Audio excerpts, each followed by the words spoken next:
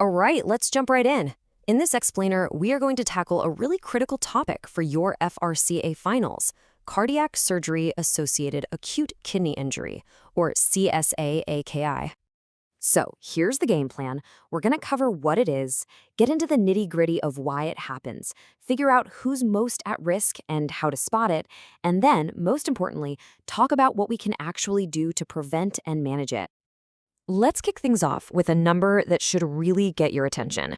Up to 40% of patients undergoing cardiac surgery can develop some degree of acute kidney injury. That is a huge number. So, what are we really talking about here? Well, at its core, CSA-AKI is exactly what it sounds like: a drop in kidney function right after cardiac surgery. But what's really key is that this isn't some niche problem. It's the second most common cause of AKI in the ICU, just behind sepsis. So, yeah, it's a big deal. Okay, so let's dig into the so what of all this. Why does this matter so much for our patients? Well, the downstream effects are pretty serious. We're talking about immediate problems like a longer, tougher stay in the ICU, but it goes way beyond that. Patients who get CSA-AKI have a five-fold, that's right, 5 times, the risk of developing chronic kidney disease later on. And incredibly, it increases their risk of dying for up to a decade after the surgery. Now for the part you've really got to know for your exam, the pathophysiology. Let's break down the complex web of what's actually going on inside the body to cause this injury.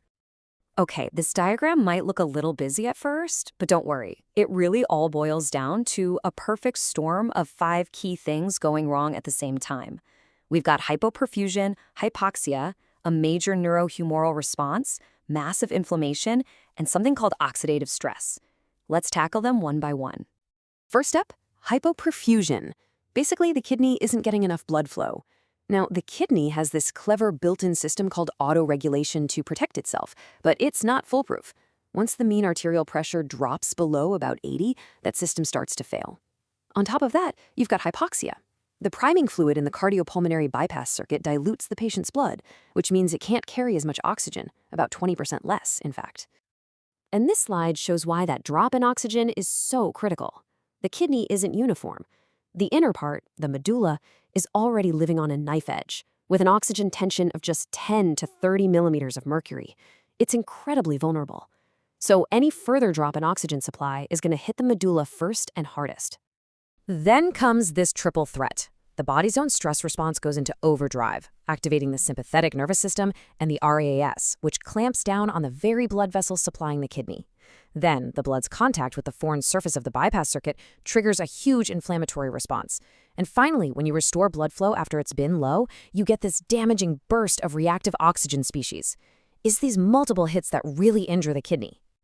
Okay, so that's the why. We get it. It's a multi-hit process. Now let's switch gears to the who and the how. How do we figure out which patients are most at risk? And how do we actually diagnose this? You'll find a few different scoring systems out there, like the Cleveland Clinic score or the METMA score. Now, don't worry about memorizing every single detail of each one. The high-yield takeaway is what they all have in common. They consistently look at 4 key risk factors: the patient's pre-op kidney function, whether they have diabetes, if they've had cardiac surgery before, and how complex the surgery is. So once we've identified that a patient is high risk, how do we actually make the call in clinical practice? What's the official diagnosis based on? This right here is your gold standard. You absolutely have to know the KDIGO criteria. It's how we stage AKI from stage 1 to stage 3, and it's all based on really specific, measurable changes in just 2 things: serum creatinine and urine output. But, and this is a huge but that examiners love to probe, creatinine has a major flaw. It's a late marker. By the time you see that creatinine start to creep up, a significant amount of kidney damage might have already happened. So it begs the question, can we do any better than that? And that's where this whole field of novel biomarkers comes in. The goal is to get a much earlier warning signal. A test like NEPHRCheck, for example, can actually predict the development of AKI within just a few hours of surgery, which is a massive head start. Now, you'll see other names like NGL and KIM1 being researched too. The key thing to remember is that while they're promising, they aren't quite standard practice everywhere yet, often due to cost and availability. So we know how to diagnose it. Let's move into the really practical side of things. What can we actually do? to stop this from happening or to manage it when it does? What works, and just as importantly, what doesn't? People have tried a lot of different things over the years. It's really important to know what hasn't panned out. Big studies have shown that things like steroids, sodium bicarbonate, or this technique called remote ischemic preconditioning just don't make a difference. But there is some promising stuff. SGLT2 inhibitors, which are actually diabetes medications, look like they might help. And being really meticulous with goal-directed perfusion to keep oxygen delivery high during bypass, that has shown real benefit. Dexmedetomidine, the jury's still out on that one, with studies pointing in different directions. Now, a logical question you might have is, can't we just avoid the bypass pump altogether? And yeah, you're onto something. Off-pump surgery absolutely has a lower rate of AKI. The problem is, it's technically more demanding and just isn't an option for every patient or every type of operation. So, with all this evidence, some of it conflicting, some of it still developing, what is the single most important, high-yield takeaway for your clinical practice and for your exams? It all comes down to this, the KDIGO Care Bundle. This is your key answer. It's not one fancy drug, but a collection of evidence-based practices that, when done together, are incredibly effective. It's about stopping any kidney-harming drugs, optimizing the patient's fluids and blood pressure, watching their kidney function like a hawk, and keeping their blood sugar under tight control. And this isn't just theory. We have solid evidence that this works. The Preoperative trial from 2021 is the landmark paper you need to know.